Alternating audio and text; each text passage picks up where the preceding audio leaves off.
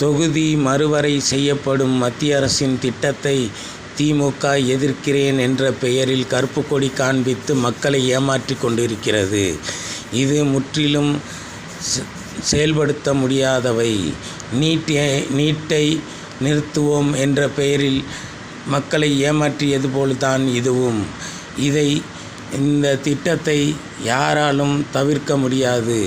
ஏனென்றால் இது மத்திய அரசால் கொண்டு வரும் திட்டம் எஃப்ஐஆர் போல் அல்ல, எஸ்ஐஆர் மாதிரி கடுமையான சட்டங்கள் உள்ளது.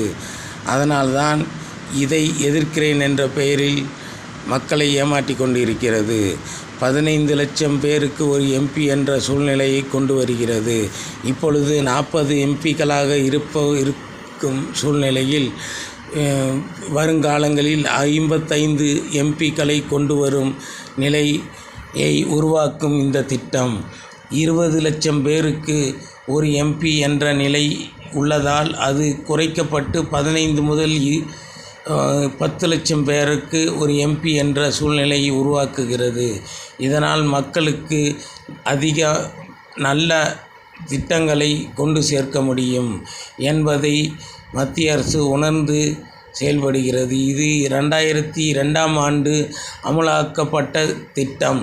இந்த திட்டம் அன்று உள்ள சூழ்நிலையில் அமல்படுத்த முடியாததால் 2019இல் அமல்படுத்தியது. அப்பொழுது கொரோனா காலம் என்பதால் அதையும் நிறுத்தி வைத்துவிட்டு இப்பொழுது வரையறுக்கப்பட உள்ளது. இனிமேல் இந்த திட்டத்தை யார் எதிர்த்தாலும் மத்திய அரசு கொண்டு வரும் எந்த ஆட்சி வந்தாலும் அதை மாற்ற முடியாது. திமுக ஓட்டுக்காக நாடகமாடிக்கொண்டிருக்கிறது என்பதை இதை வைத்து நீங்கள் புரிந்து கொள்ளுங்கள். நீட்டை தடுப்போம் என்ற பெயரில் சொன்னது போலத்தான் இந்த கதையும் இருக்கும். இதை நீங்கள் புரிந்து கொண்டு நல்ல நிலையில் நல்ல